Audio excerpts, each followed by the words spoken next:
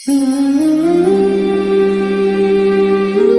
اللہ الرحمن الرحیم، اللہم صلی علی محمد و آل محمد۔ تمام حمد کی تسبیح ہے اس ذات کے لیے جس نے ہر شے کو عدد میں گن رکھا ہے، اور درود و سلام محمد و آل محمد پر جو ہر شے کے عدد کو جانتے ہیں۔ میں طالب علم حرف و عدد کا گلفام علی حسینی آپ سے مخاطب ہوں، اور آپ دیکھ رہے ہیں فیض حسینی ٹی وی۔ 8 محرم اور حسین علیہ السلام۔ 8 محرم اور حسین کے اعداد قمری آپ لیں تو 822 کا عدد ہے، جس کا عدد ہی 12 بنتا ہے۔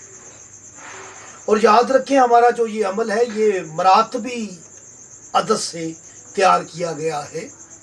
مراتبی عدد کیا ہوتا ہے؟ آپ یکم محرم کی ویڈیو دیکھ سکتے ہیں، میں نے مثال سے سمجھایا ہے مراتبی عدد کو۔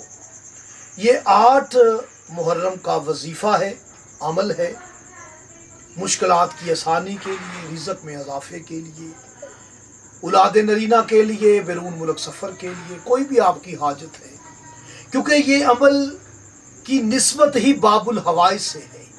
وہ باب الحوائج جس کی ماں نے وفا کے سبق پڑھائے ہیں، جو وفا کا قرآن ہے، علمدار کربلا ہے، قمر بنی ہاشم ہے، اور حجاب سیدہ ہے، جو دعائے سیدہ ہے۔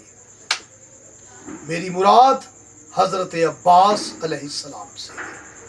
اس عمل کی نسبت ہے مولا عباس علیہ السلام سے۔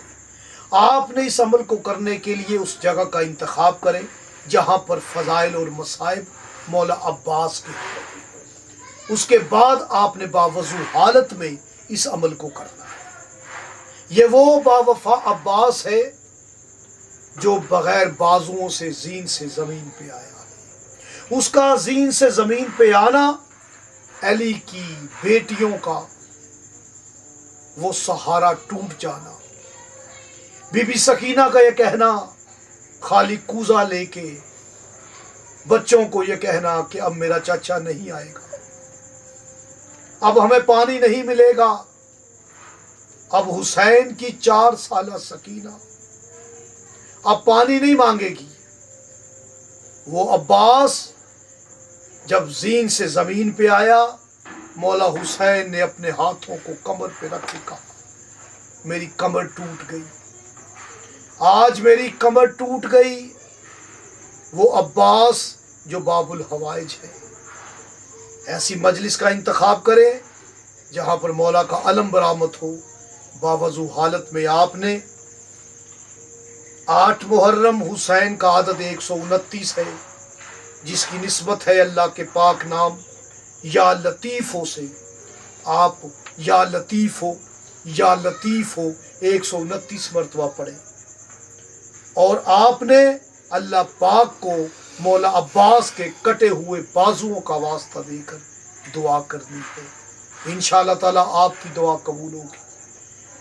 درود پڑھتے رہیں، پرسہ دیتے رہیں، حسین کی اماں کو پرسہ دیتے رہیں، وقت کے امام کو پرسہ دیں۔